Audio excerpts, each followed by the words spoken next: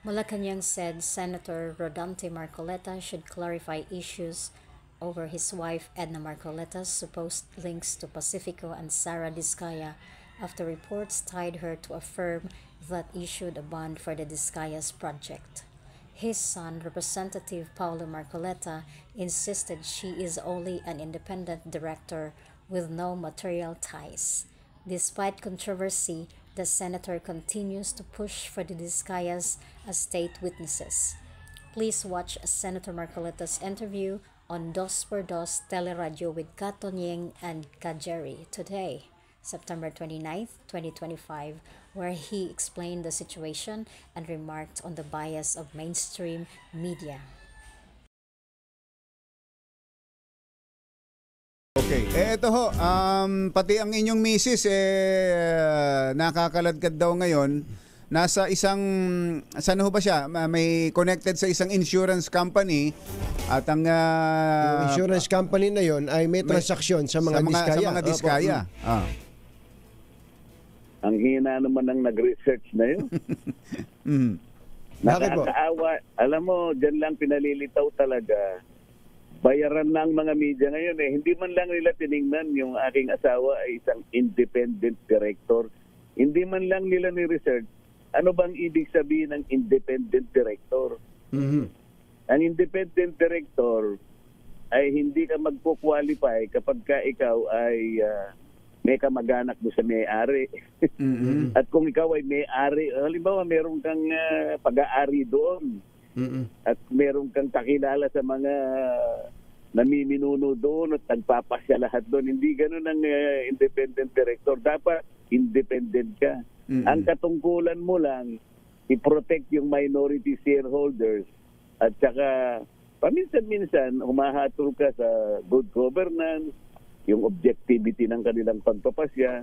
Pero kahit kailan, wala kang pagmeme-ari doon, wala kang kinalamanan kung sino man yung mga may interest doon.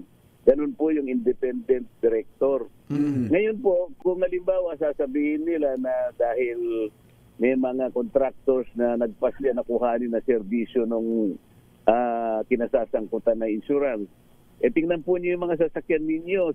Kasi covered, baka nakuha po yung third party liability po. O kaya baka yung pong pinag-uusapan nating insurance. Ibig ba sabihin pati mga sasakyan nyo may problema na rin?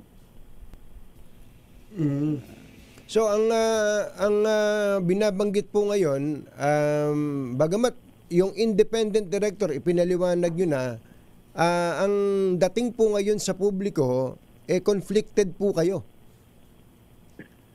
Yun po yung gusto nilang palabasin. Pero palagay ko naman sa pamamagitan po ng mga programang katulad ninyo, may papaliwanag kahit unti-unti, mahimasmasan po yung mga nag-iisip ng kung ano. Lalong-lalo na yung merong motibo rito. Meron kami kasing nakitang koneksyon sa mga naninira na yan. Siguro sa mga susunod na araw, ibubulgar din natin. Dahil nga, ang kagustuhan lang nila ay makapanira kahit sa anumang paraan. Hindi man lang nila isasaalang-alang na wala namang koneksyon yung pagiging independent director ng aking may bahay. Oo. At saka nga ho, kung lahat na lang ba ng nakatransaksyon ng mga Discaya pag naungkat,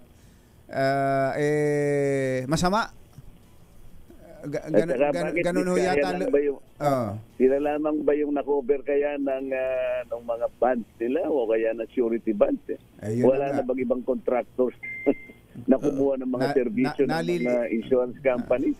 Saka meron pa isa akong tanong doon. Kung hindi ko kasi na-research ito Senator, yung po bang lahat ba ng mga projects ng mga Discaya o kaya lahat ba ng mga properties nila isang insurance company lamang, itong insurance company that where your wife is an independent director ang kanilang kinuha? Hindi ko alam, Katonyeng. Siguro dapat sila yung magsiyasat niyan.